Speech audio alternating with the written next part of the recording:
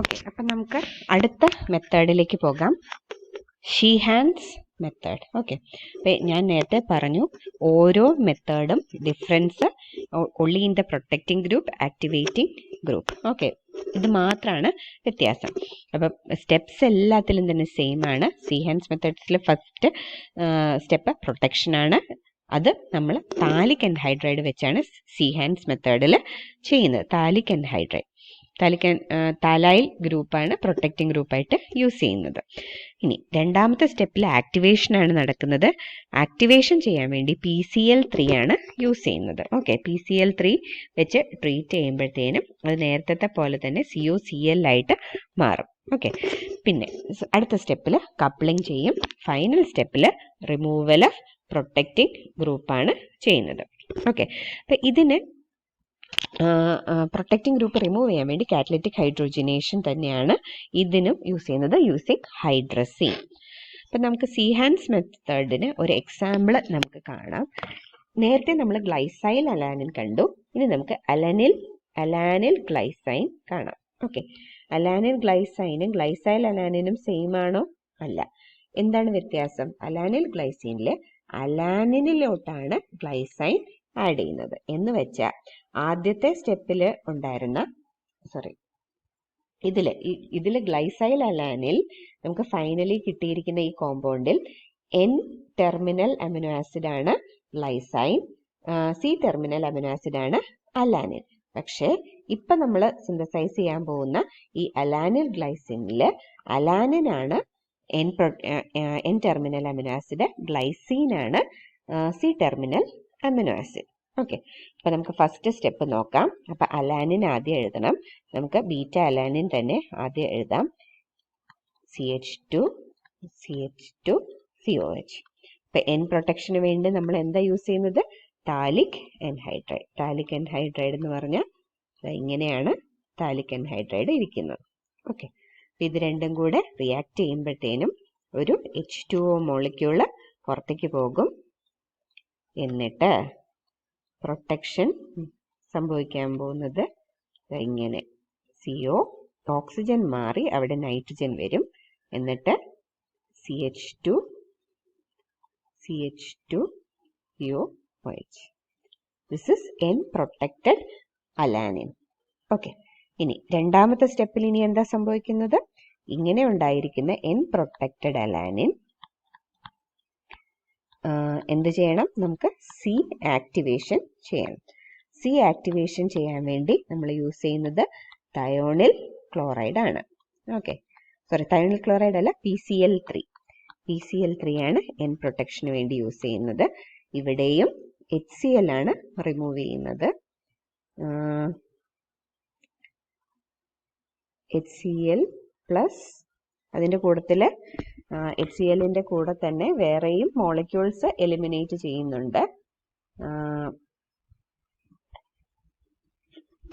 പക്ഷെ ഫൈനലി ഉണ്ടാവുന്നത് HCl എന്തായാലും ഒരു പ്രോഡക്റ്റ് ഉണ്ട്.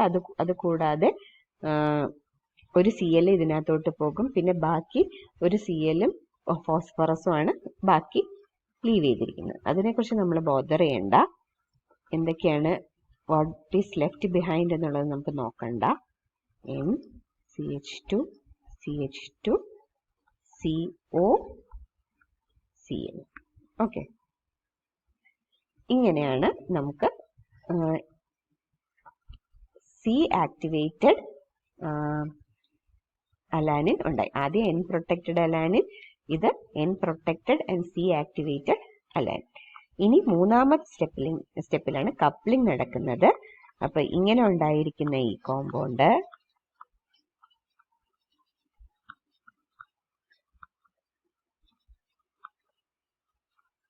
ഇതാണ് നമ്മുടെ കോമ്പൗണ്ട്.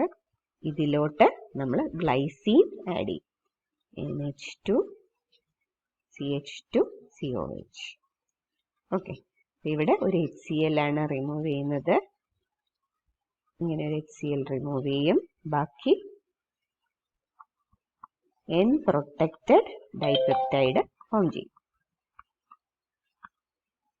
CH2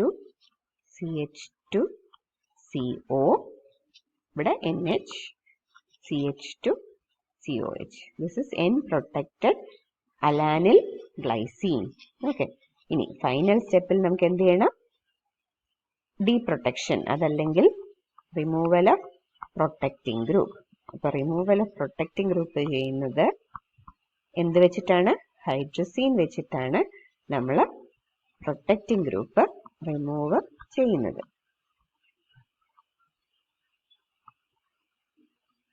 ഹൈഡ്രസീൻ NH2 ആണ് ഹൈഡ്രസീൻ. അത് ഹൈഡ്രസീൻ വെച്ച് നമ്മൾ ട്രീറ്റ് ചെയ്യുമ്പോഴത്തേനും നമുക്ക് അലാനിൽ ഗ്ലൈസീനും താലിമൈഡ് എന്ന് പറയുന്ന കോമ്പൗണ്ടാണ് ഫോം ചെയ്യുന്നത്. ഇതാണ് നമ്മുടെ പ്രൊട്ടക്റ്റിംഗ് ഗ്രൂപ്പ് NH2 പ്ലസ് ഹൈഡ്രസീനിലെ നൈട്രജൻ ആണ് ഇവിടെ H2N CH2 CO NH CH2 COH. What is this? This is alanine glycine. Okay. അപ്പം നമുക്ക് ഇത് ഡൈപെപ്റ്റൈഡ് ആണ്. ഇനിയും അമിനോ ആസിഡുകൾ ആഡ് ചെയ്യണമെന്നുണ്ടെങ്കിൽ വളരെ സിമ്പിൾ ആണ്. എന്ത് ചെയ്താൽ മതി? ഇതിന് PCl3 വെച്ച് വീണ്ടും ട്രീറ്റ് ചെയ്യുക, എന്നിട്ട് ആക്ടിവേറ്റ് ചെയ്യുക. ആക്ടിവേറ്റ് ചെയ്തതിന് ശേഷം ഈ മൂന്നാമത്തെ സ്റ്റെപ്പിൽ കിട്ടിയിരിക്കുന്ന ഇതിനെയാണ് ആക്ടിവേറ്റ് ചെയ്യേണ്ടത് കേട്ടോ. ഇതിനെ ആക്ടിവേറ്റ് ചെയ്യുക. ആക്ടിവേറ്റ് ചെയ്തതിന് ശേഷം വീണ്ടും അടുത്ത അമിനോ ആസിഡ് ആഡ് ചെയ്യുക, കപ്പിൾ ചെയ്യുക. എന്നിട്ട് ഏറ്റവും അവസാനം നമുക്ക് വേണ്ടുന്ന പെപ്റ്റൈഡ് ഉണ്ടായി കഴിഞ്ഞതിന് ശേഷം മാത്രം ഡീപ്രൊട്ടക്ഷൻ ചെയ്യാം. ഓക്കെ. ഇത്രയും അറിയാമെങ്കിൽ നിങ്ങൾക്ക് ഏത് പോളിപെപ്റ്റൈഡിന്റെയും സിന്തസിസ് നിങ്ങൾക്ക് ഈസി ആയിട്ട് എഴുതാവുന്ന കാര്യമാണ്. എല്ലാ അമിനോ ആസിഡിന്റെയും എല്ലാ പെപ്റ്റൈഡിന്റെയും സിന്തസിസ് ഈ 4 സ്റ്റെപ്പിലാണ് നടക്കുന്നത്. Activation, protection, coupling and removal of protecting group. അതിനകത്ത് ഓരോ മെത്തേഡിലും നമ്മൾ ഉപയോഗിക്കുന്ന പ്രൊട്ടക്റ്റിംഗ് ഗ്രൂപ്പും പ്രൊട്ടക്റ്റിംഗ് ഗ്രൂപ്പും ആക്ടിവേറ്റിംഗ് ഗ്രൂപ്പും ഡീപ്രൊട്ടക്റ്റിംഗ് റിയേജന്റും മാത്രമാണ് വ്യത്യാസമായിട്ടുള്ളത്. സ്റ്റെപ്സ് എല്ലാം തന്നെ സെയിം ആയിരിക്കും. ഓക്കെ. അപ്പോൾ നമുക്ക് ഇന്നത്തേക്ക് ഇത്രയും മതി. ഈ 2 സിന്തസിസ് വളരെ ഇമ്പോർട്ടൻ്റ് ആണ്. അപ്പോൾ ഏത് അമിനോ ആസിഡിനെ വെച്ച് വേണമെങ്കിലും ഇങ്ങനെ ചോദിക്കാം. അപ്പോൾ നിങ്ങൾക്ക് അമിനോ ആസിഡിന്റെ സ്ട്രക്ചറും അറിയണം, പിന്നെ എങ്ങനെയാണ് ഏതാണ് ഓരോ മെത്തേഡിലും യൂസ് ചെയ്യുന്ന പ്രൊട്ടക്റ്റിംഗ് ഗ്രൂപ്പ്. ഇപ്പൊ ഷീഹാൻസ് മെത്തേഡാണ് ഉപയോഗിക്കുന്നതെങ്കിൽ protecting group phthalic anhydride, activating group PCl3, removal of protecting group ചെയ്യുന്നത് ഹൈഡ്രസീൻ വെച്ചിട്ട്. നമ്മൾ നേരത്തെ കണ്ട ബർഗ്മാൻ സിന്തസിസ് ആണെങ്കിൽ ബെൻസൈലോക്സി കാർബോണിൽ ക്ലോറൈഡ് ആയിരിക്കും നമ്മുടെ എന്തുവായിരുന്നു പ്രൊട്ടക്റ്റിംഗ് ഗ്രൂപ്പ്. ആക്ടിവേറ്റിംഗ് ഗ്രൂപ്പ് എന്ന് പറയുന്നത് thionyl ക്ലോറൈഡ് ആണ്. ഫൈനലി ഡീപ്രൊട്ടക്റ്റിംഗ് ചെയ്യുന്നത് യൂസിങ് ഹൈഡ്രസീൻ വെച്ചിട്ട്. ഓക്കെ. ഇത്രയും കാര്യം ക്ലിയർ ആയെന്ന് ഞാൻ വിചാരിക്കുകയാണ്. അപ്പം ഇന്ന് അസൈൻമെന്റ് ആയിട്ട് ഞാനൊരു അമിനോ ആസിഡിന്റെ സിന്തസിസ് ആയിരിക്കും തരുന്നത്. ഓക്കെ. Thank you.